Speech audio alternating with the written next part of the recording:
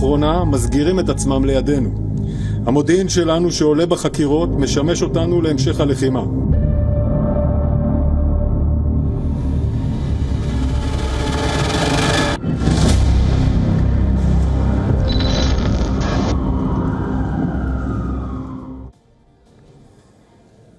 All right, so as we start this broadcast, we want to reiterate to our viewers that some of the images and the details of this story that is coming up are disturbing and viewer discretion is advised.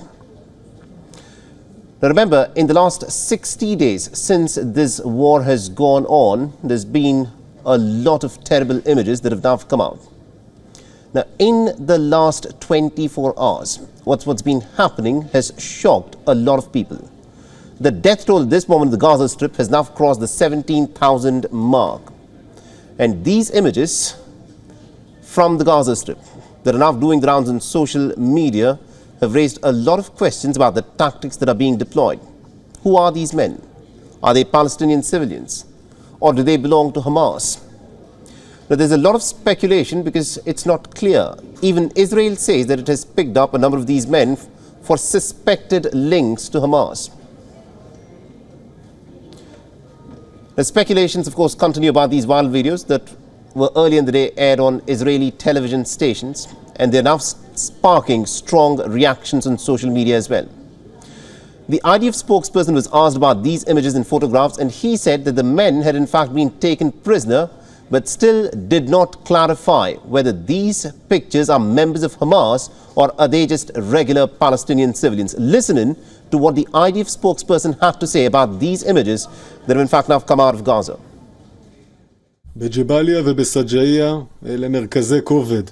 Fighters of the IDF and the Shin Bet arrested and interrogated hundreds suspected of involvement in terror activities over the past day. Many also surrendered. The intelligence we are gathering during the interrogations serves us during the continuation of the fighting. The Israeli government has now threatened to make more sweeping arrests in the Gaza Strip in order to get to Hamas fighters. We will continue to dismantle each and every one of these Hamas strongholds until we finish in Jabalia and Shaja'iyah and then continue in Khan Yunis. And we will, of course, work out who needs to be arrested and detained and put to justice as a Hamas terrorist and who was not. And we'll take this opportunity to restate. So listen carefully to what Israel is alleging. It says that some of them may have links to Hamas. Even Israel itself is admitting that not all of them are linked to Hamas or have any affiliation to any resistance organization. Now, the exact circumstances and dates as to when these images were, of course, captured is still unclear. And now, the actual identities of those who've been detained in those images is beginning to be confirmed. Now, many of them are said to be regular journalists or just family members of everyday regular civilians in the Palestinian territory. The Euro-Mediterranean Human Rights Monitor has posted an image of one of the detainees and has said in a statement that the Israeli army had detained and severely abused dozens of Palestinian civilians. Well, the question of the detainees and their whereabouts still remains unanswered. Simultaneously, Gaza's southern city of Rafah and its suburbs are facing intensified bombings by Israel. And this has resulted in many of the residents, in fact, fleeing from their homes all over again, further exacerbating the humanitarian disaster in the region.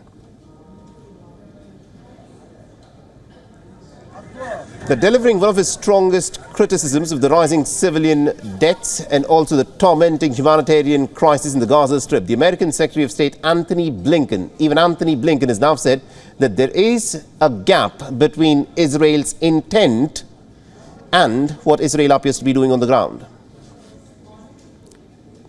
Having said that, as we stand here almost a week into this campaign in the South after the end of the humanitarian pause, it is imperative, it remains imperative that Israel put a premium on civilian protection. And there does remain a gap between exactly what I said when I was there, the intent to protect civilians, and the actual results that we're seeing on the ground. Now, the Israeli Defense Forces have targeted at least about 450 different locations in the Gaza Strip in just the span of the last 24 hours. And this is said to be the highest number of bombings that Israel has carried out ever since that brief military truce ended last week. Now, according to reports that are coming in, many Palestinians have been killed today, and the war has also claimed the lives of about 90 Israeli soldiers, and amongst them is the Israeli War Cabinet Minister's son, who has been killed in combat in the Gaza Strip. His funeral was attended by Prime Minister Netanyahu.